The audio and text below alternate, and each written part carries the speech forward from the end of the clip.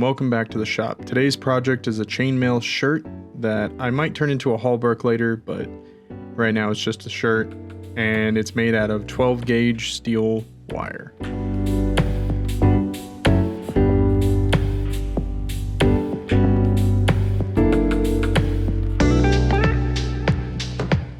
So you're going to need about 1,000 yards, and you can get this stuff online. It'll be cheaper if you buy it in bulk like that. So for the jig I built, it's just two 2x4s screwed to a piece of 2x8 to give the base to sit on, with holes drilled through the top at the same level of the drill so that when the metal bar goes through, it has something to stabilize. It's not entirely necessary, but it's a lot safer, so I definitely recommend it.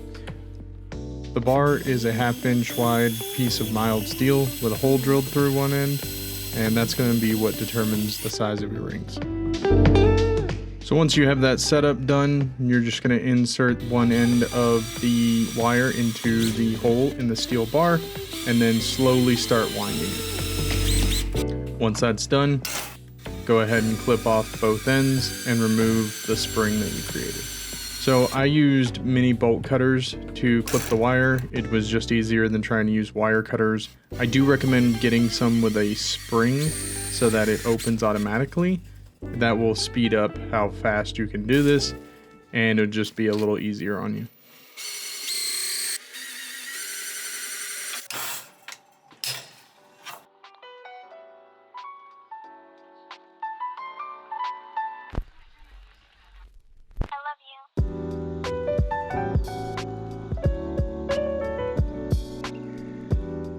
Once you have all your springs ready and you're ready to start cutting everything out and putting it together, go ahead and make yourself a nice cup of tea. Find some videos on YouTube you want to binge, or Netflix or whatever, and settle in, because this is a long process. So when you're looking at the springs, you can see some of them are spaced apart a little wider. This I've found is better because if they're wide enough spaced apart but not too wide, then when you cut them, they're already ready to link together. Otherwise, if they're too tight of a wind, you'll have to pry them apart and then put them together.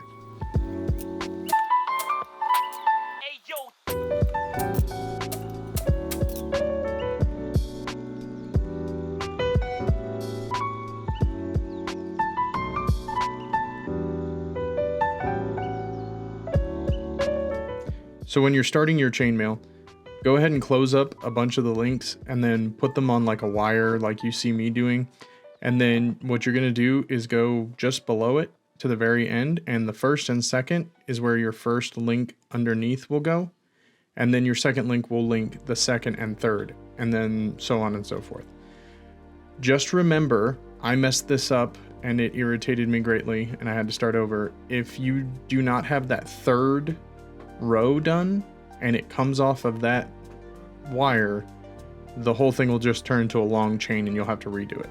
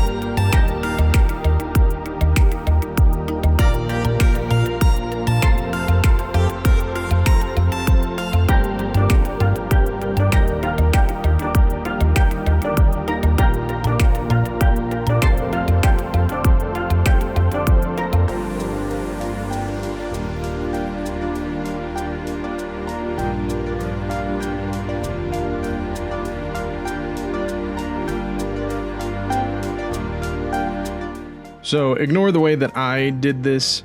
I would recommend building both sides equally, and then when you get to where you have enough room for your shoulders and arms to fit through, start creating it all as one piece. That will be much easier for you to do, and you won't mess up as much. I had to redo this part a lot.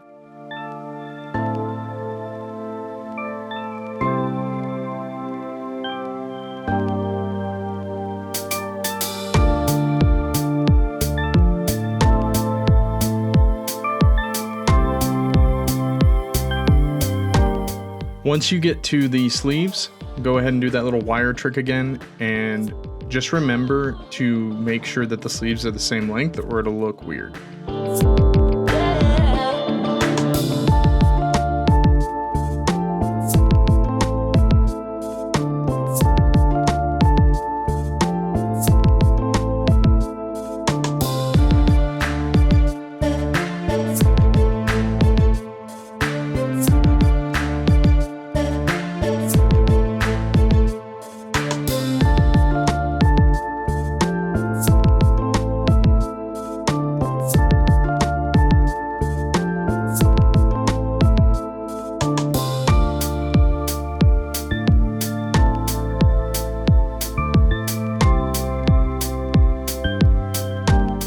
So for the dog chainmail, what I did was I took a vest that was already about the right size and just made a piece of chainmail about that same size. Then where I wanted the bottom of the chainmail to be, I went ahead and created a thicker belly strap. I then just attached a couple of clasps onto that so I could hook it to anywhere on the chainmail I wanted. This gives it a little adjustability. Then I did the same thing for the chest strap, but I did it at the front, same with the clasps and all that.